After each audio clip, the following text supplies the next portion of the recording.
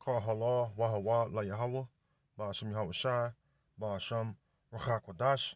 Double honors to the elder apostles at Great Millstone, rule well, and who have taught us knowledge. Honors and salutations to you fellow laborers out there that's doing the work of truth sincerity. Shalom to you, and shalom to the Fuakwap that believe as well. This is Brother Hardab coming back at you, and I'm going to entitle this a commentary. I read it earlier at camp, and it was this, an article is from Al Jazeera. Pretty much, and I had Googled Satan 2, also known as Sarmat, which is Russia's top missile. I had discovered some things that I wasn't even aware of. As far as the capability that it has. Excuse me. I'm a little dry. So continuing on, this is the article that came up, and I had saved it. And so pretty much I wanted to just read a little bit of it. It's published April 23rd of April 2022.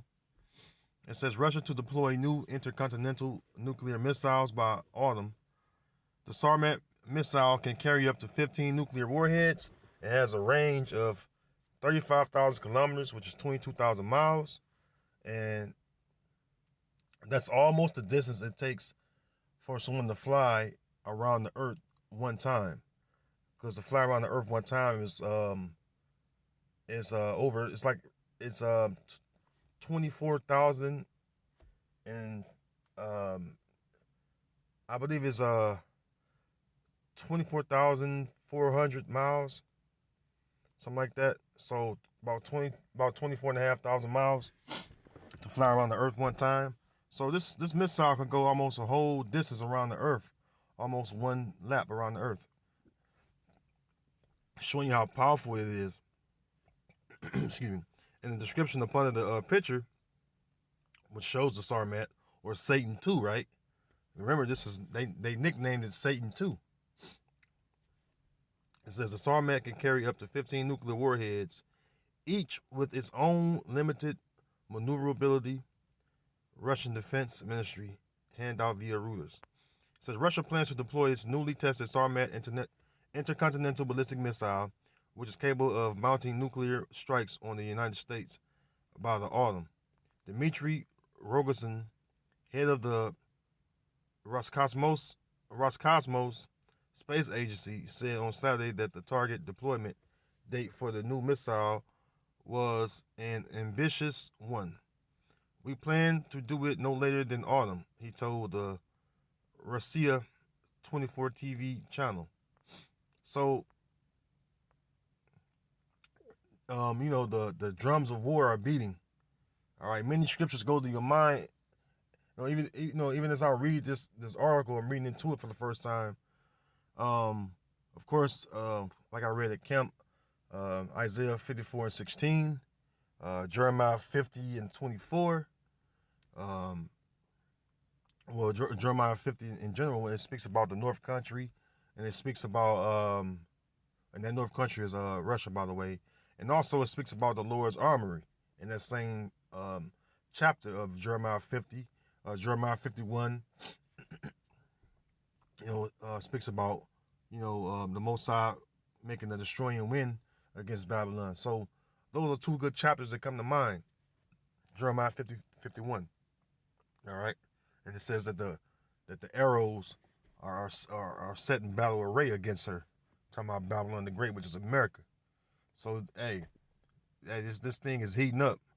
It says Russia reported its first test launch of the Sarmat on Wednesday.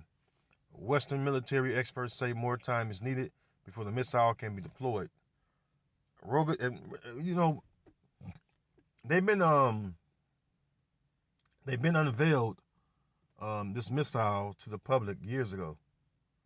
All right, so I've been knowing about the Satan 2 myself about I say at least about 5 years or so, 4 or 5 years ago.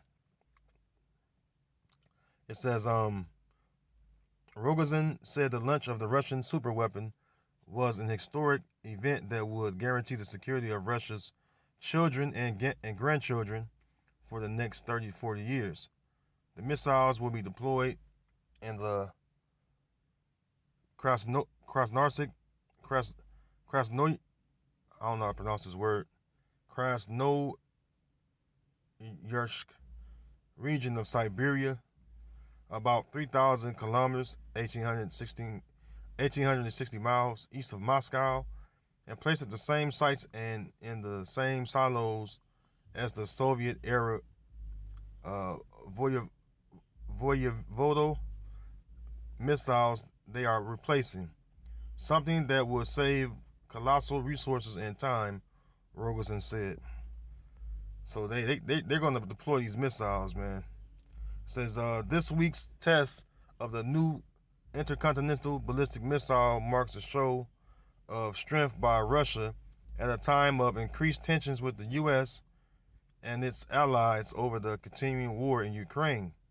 The Sarmat's range, which according to some experts is as much as 35,000 kilometers, again 22,000 miles, allows it to fly the long way around to its intended target, bypassing likely radar and missile defense systems and striking from an unexpected direction. And with that many miles of distance that this missile is capable of traveling, that's pretty stealthy, I would say. All right. It says a Sarmat missile can carry up to 15 nuclear warheads. Man. And with each warhead can have its own maneuverability, meaning it can basically hit more than 15 targets with one missile. Because if each has its own maneuverability, that means it can release more than 15 warheads and hit more than 15 different targets. And that's a lot. All right, this one missile can carry, or it can cover, a lot of area. It says Russia has also developed hypersonic missiles such as the Kinzhal Dagger. It says, Kinzhal is known as the Dagger. It says, and it's the first country to use them in combat in the continuing Ukraine war. Increasing risk. The risk of nuclear war has increased since Russian President Vladimir Putin launched his invasion of Ukraine on February 24th, leading Western nations to impose severe economic sanctions on Russia. It says after Wednesday's test launch, Putin said the Sarmat could overcome any missile defense system and would make those who threaten Russia think twice about doing so. So, hey, we're living a great time, an exciting time concerning prophecy, and looking forward to the destruction of Esau's society. And hey, things are heating up. I was going some precepts earlier about the missiles, how the Most High is going to shoot the missiles, and I brought out 2nd Ezra, the 16th chapter, Joel, the 3rd chapter. It was Joel 2 and 3, I believe I brought out.